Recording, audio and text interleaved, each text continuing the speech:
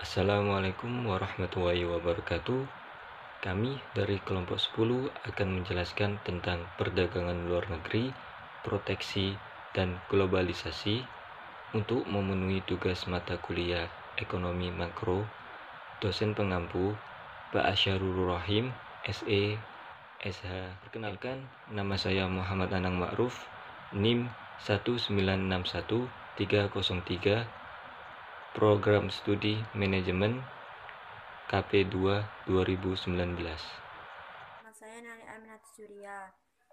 Saya dari kelas Manajemen KP2 2019. NIM saya 1961011. Nama saya Muhammad Aziz Kurniawan, NIM 1961190, Program Studi Manajemen KP2 2019. Perdagangan luar negeri. Perdagangan luar negeri adalah perdagangan barang atau jasa yang dilakukan antar negara atas dasar kesepakatan. Kegiatan perdagangan luar negeri ini tergantung pada keadaan pasar hasil produksi maupun pasar faktor produksi. Masing-masing pasar yang saling berhubungan satu dengan lain yang dapat mempengaruhi pendapatan ataupun kesempatan kerja. Proteksi merupakan perlindungan dalam perdagangan atau industri. Tujuannya untuk melindungi industri dalam negeri dari persaingan barang impor.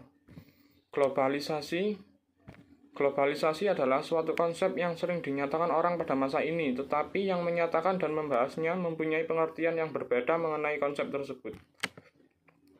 Globalisasi dapat didefinisikan sebagai peningkatan dalam saling ketergantungan dalam keadaan dan kegiatan ekonomi di antara berbagai negara di Indonesia. Keuntungan melakukan perdagangan. Meningkatkan keuntungan perusahaan. Perusahaan yang terlibat dalam perdagangan internasional dapat meraih pertumbuhan yang jauh lebih tinggi daripada perusahaan yang hanya berfokus pada pasar domestik. Berkat perdagangan internasional, perusahaan dapat mengekspor produknya ke pasar-pasar yang masih memiliki kompetisi rendah agar bisa menguasai pasar dan mendapatkan keuntungan lebih. Menjadi basis pertumbuhan ekonomi negara. Ketika perusahaan-perusahaan tumbuh besar, pendapatan negara juga akan bertambah, baik dari pendapatan pajak maupun non-pajak seperti lapangan pekerjaan, investasi, dan pembangunan infrastruktur. Perdagangan internasional juga dapat menggenjot produksi barang suatu negara untuk meningkatkan produk domestik brutonya. Hal ini mungkin terjadi karena perdagangan internasional membuka pasar-pasar baru di negara lain. Oleh karena itu, perdagangan internasional memiliki peran besar dalam meningkatkan perekonomian suatu negara. Mendiversifikasi risiko perusahaan. Perusahaan yang memiliki basis bisnis di berbagai tempat dapat lebih mudah menanggapi bencana alam ataupun bencana sosial. Walaupun pasar domestik sedang dalam kondisi buruk, pasar internasional dapat menopang perusahaan tersebut ataupun sebaliknya. Meningkatkan tingkat kompetisi pasar. Ketika terdapat banyak perusahaan yang saling berkompetisi pada suatu niche produk tertentu, hanya kualitas harga dan nilai tambah yang dapat menjadi pembeda antar perusahaan. Jika suatu perusahaan ingin produknya laku dalam kompetisi perdagangan internasional, harus ada peningkatan dari segi kualitas dan nilai tambah atau penurunan dari segi harga. Oleh karena itu, perdagangan internasional dianggap dapat meningkatkan kompetisi pasar dan kualitas barang yang ada serta menurunkan harga barang karena memfasilitasi kompetisi antar berbagai perusahaan. Mempromosikan spesialisasi. Agar dapat sukses dalam kompetisi perdagangan internasional, perusahaan harus seefektif mungkin dalam memproduksi barang dan jasa. Spesialisasi merupakan contoh dari efisiensi tersebut.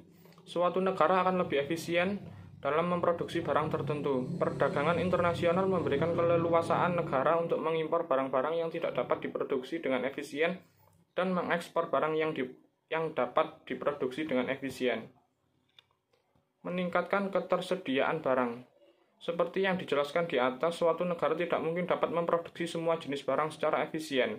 Oleh karena itu, pasti ada segmen pasar yang mengalami undersupply barang. Perdagangan internasional dapat membantu mengisi kekurangan supply tersebut dengan barang dari luar negeri. Memanfaatkan perbedaan kurs. Perbedaan kurs mata uang dapat meningkatkan keuntungan perdagangan suatu perusahaan atau negara. Kurs mata uang yang kuat akan membuat impor barang lebih murah, namun mengurangi kemampuan ekspor karena barang yang dijual menjadi lebih mahal, dan sebaliknya dengan kurs mata uang yang lemah. Tentang keunggulan dari spesialisasi. Keuntungan spesialisasi adalah keuntungan yang diperoleh suatu negara dalam perdagangan internasional akibat adanya suatu kelebihan dari kemampuan sumber dayanya yang menyebabkan negara lain sangat efisien dalam menghasilkan suatu produk tertentu. Ada 3 teori yang menjelaskan bagaimana perdagangan internasional antar negara dapat terlaksana dengan saling menguntungkan. Ketiga teori ini menekankan pada keunggulan yang harus dimiliki negara agar memperoleh keuntungan dari perdagangannya, yaitu yang pertama, teori keunggulan mutlak, teori keunggulan komparatif, dan teori keunggulan kompetitif. Yang pertama adalah teori keunggulan mutlak. Teori ini menjelaskan bahwa suatu negara dikatakan memiliki keunggulan mutlak jika mampu memproduksi suatu barang dengan biaya yang lebih rendah dibanding negara lain. Nah, maksud dari teori keunggulan mutlak tersebut adalah, misalnya Indonesia memproduksi keris dan tidak memproduksi satelit pemancar. Sebaliknya, jika Jepang memproduksi satelit pemancar dan tidak memproduksi keris, dengan demikian perdagangan internasional akan terjadi di antara keduanya bila Indonesia dan Jepang bersedia bertukar satelit pemancar dan keris.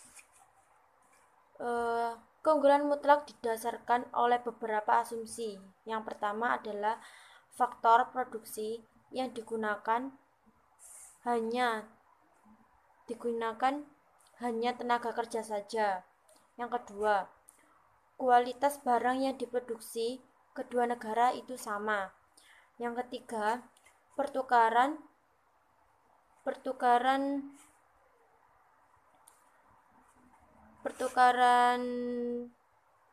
secara barter atau tanpa uang. Dan yang keempat adalah biaya transportasi ditiadakan. Selanjutnya, saya akan menjelaskan tentang teori keunggulan komparatif. Teori keunggulan komparatif dikemukakan oleh David Ricardo. Teori ini merupakan pelengkap dan perbaikan terhadap teori keunggulan mutlak. Teori keunggulan komparatif menekankan bahwa spesialisasi dapat meningkatkan efisiensi produksi. Teori ini menjelaskan bahwa barang yang memiliki nilai kegunaan pasti juga memiliki nilai penukaran. Keunggulan komparatif dapat diciptakan oleh suatu negara melalui kerja keras dalam melakukan penyusunan teknologi.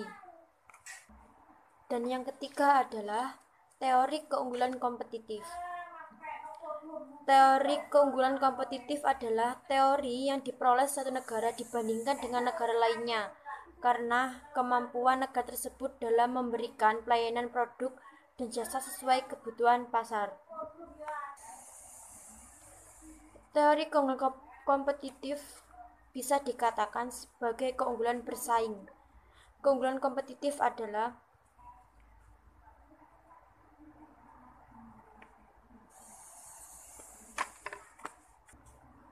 jantung dari kinerja perusahaan dalam pasar yang kompetitif. Keunggulan kompetitif adalah tentang bagaimana sebuah pasar bekerja menempatkan strategi-strategi generik ke dalam praktik.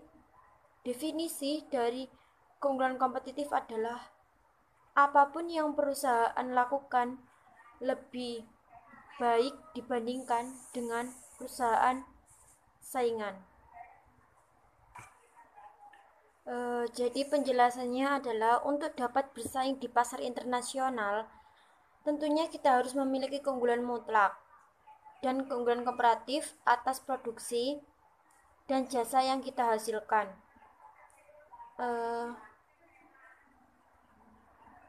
Keunggulan mutlak memang menjadi salah satu kelebihan bagi suatu negara. Namun jika negara yang tidak memiliki keunggulan mutlak, maka mereka dapat mengandalkan keunggulan komparatif yang dimiliki. Suatu negara memiliki keuntungan mutlak dari negara lain jika negara tersebut memproduksi barang atau jasa yang tidak dapat diproduksi oleh negara lain. Contohnya, teori keunggulan mutlak yaitu Indonesia unggul dalam produksi beras daripada Jepang, dan Jepang lebih unggul memproduksi motor daripada Indonesia. Selanjutnya, proteksi dan pembatasan perdagangan. Proteksi merupakan perlindungan dalam perdagangan atau industri. Tujuannya untuk melindungi industri dalam negeri dari persaingan barang impor. Hal ini misalnya dapat dijalankan dengan tarif, kuota, dan sebagainya. Pengertian tarif adalah pembebanan pajak atau custom duties terhadap barang-barang yang melewati batas suatu negara. Tarif digolongkan menjadi 3. Yang pertama, bea ekspor. Bea ekspor adalah pajak yang dikenakan terhadap barang yang diangkut manusia ke negara lain. Yang kedua, bea transito adalah pajak yang dikenakan terhadap barang-barang yang melalui wilayah suatu negara dengan ketentuan bahwa barang tersebut sebagai tujuan akhirnya adalah negara lain. Yang ketiga, bea impor.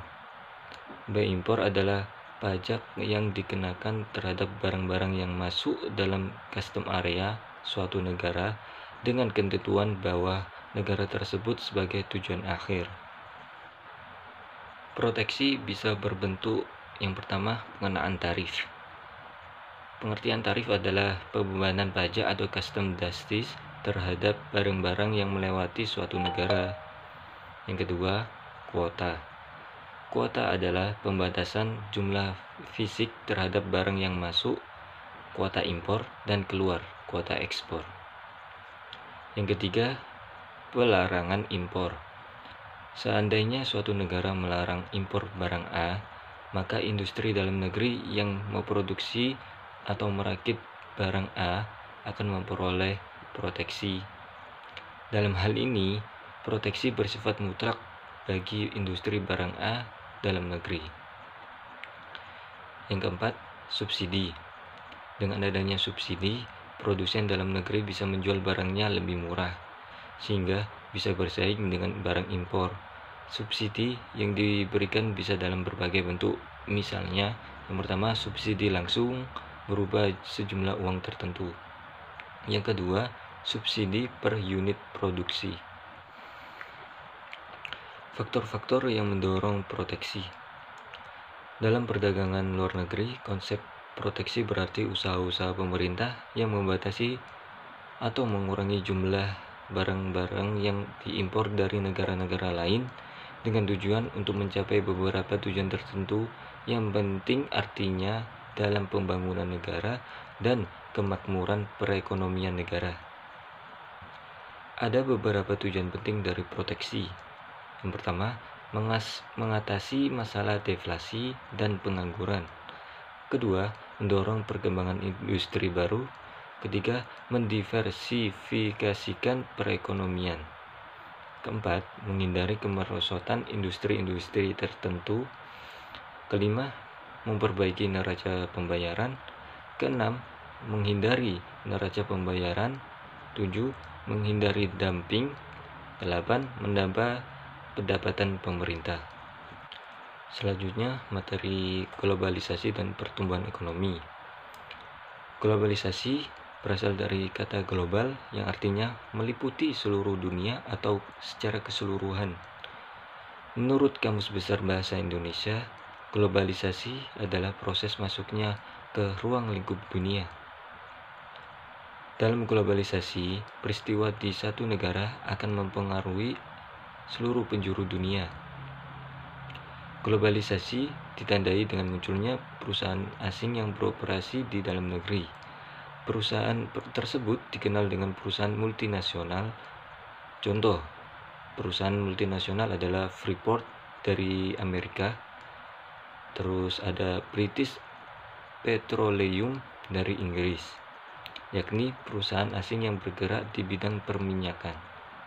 Ada pula McDonald dan Pizza Hut yang bergerak di bidang makanan cepat saji.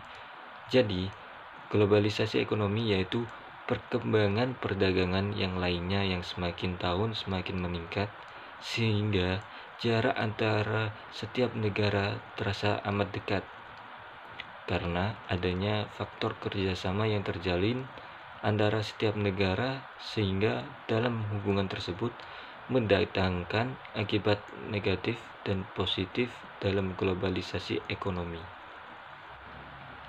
Faktor-faktor yang mewujudkan globalisasi ekonomi. Yang pertama, perkembangan politik dunia. Kedua, peningkatan praktek perdagangan bebas. Ketiga, perkembangan perusahaan multinasional.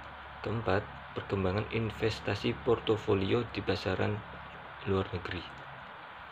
Kelima, kemajuan teknologi dalam bidang informasi dan pengangkutan.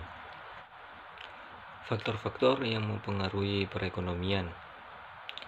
Faktor-faktor yang mempengaruhi perekonomian Indonesia tidak terlepas dari permasalahan kesenjangan dalam pengelolaan perekonomian, di mana para pemilik modal besar selalu mendapatkan kesempatan yang lebih luas dibandingkan dengan para pengusaha kecil dan menengah yang kekurangan modal. Faktor-faktor yang mempengaruhi pertumbuhan ekonomi di Indonesia secara umum yaitu yang pertama, faktor produksi, yaitu harus mampu memanfaatkan tenaga kerja yang ada dan penggunaan bahan baku industri dalam negeri semaksimal mungkin.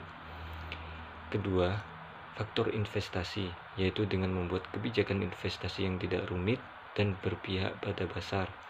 Ketiga, faktor perdagangan luar negeri dan neraca pembayaran harus surplus sehingga mampu meningkatkan cadangan devisa dan menstabilkan nilai rupiah. Keempat, faktor kebijakan moneter dan inflasi, yaitu kebijakan terhadap nilai tukar rupiah dan tingkat suku bunga ini juga harus diantisipatif dan diterima pasar. Kelima, faktor keuangan negara, yaitu berupa kebijakan fiskal yang konstruktif dan mampu membiayai pengeluaran pemerintah. Teori mengenai hubungan antara faktor produksi dengan pertumbuhan ekonomi. Yang pertama, teori klasik menekankan tentang pentingnya faktor-faktor produksi dalam menaikkan pendapatan nasional dan mewujudkan pertumbuhan. Akan tetapi, yang terutama diperhatikan ahli ekonomi klasik adalah peranan tenaga kerja. Menurut mereka, tenaga kerja yang berlebihan dan akan mempengaruhi pertumbuhan ekonomi. Yang kedua, teori Schumpeter menekankan tentang peranan usahawan yang akan melakukan inovasi dan investasi untuk mewujudkan pertumbuhan ekonomi. Ketiga, teori Harold Domar menekankan peranan investasi sebagai faktor yang menimbulkan pertambahan pengeluaran agregat. Teori ini pada dasarnya menekankan peranan segi permintaan dalam mewujudkan pertumbuhan. Yang keempat, teori neoklasik. Melalui kajian empirikal, teori ini menunjukkan bahwa perkembangan teknologi dan peningkatan kemahiran masyarakat merupakan faktor yang terpenting dalam mewujudkan pertumbuhan ekonomi. Ya, cukup itu dari kelompok kami. Apabila ada kesalahan, kami mohon maaf sebesar-besarnya. Terima kasih atas perhatiannya. Wassalamualaikum warahmatullahi wabarakatuh.